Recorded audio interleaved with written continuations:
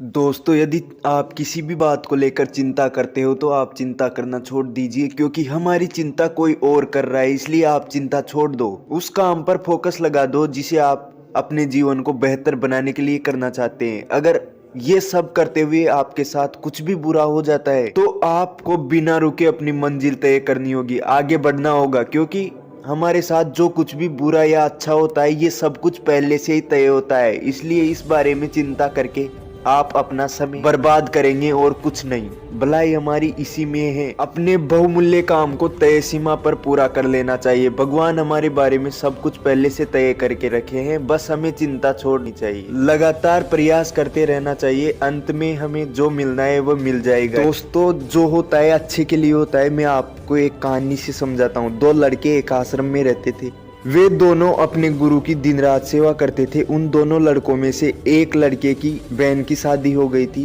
वह अपनी बहन की शादी की तैयारी बहुत धूमधाम से करना चाहता था, पर उसके पास पैसे नहीं थे।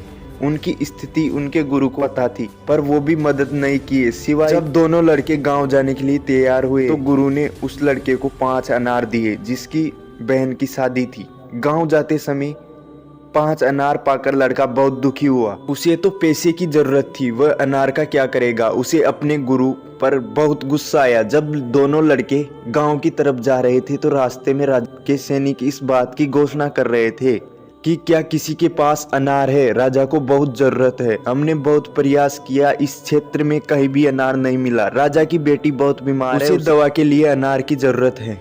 दोनों लड़कों ने सोचा हमें अनार की कोई जरूरत नहीं, ये अनार हम राजा को दे देंगे और उनकी बेटी का इलाज हो जाएगा। दोनों लड़कों ने अनार होने की बात सैनिक को बताई। सैनिक उन दोनों लड़कों को राजा के पास ले गया और लड़कों ने अनार राजा को दे दिया। राजा ने उन्हें इसके लिए बहुत सारा इनाम दिया, पैसा, जवाहरात और बहुत कुछ दिया।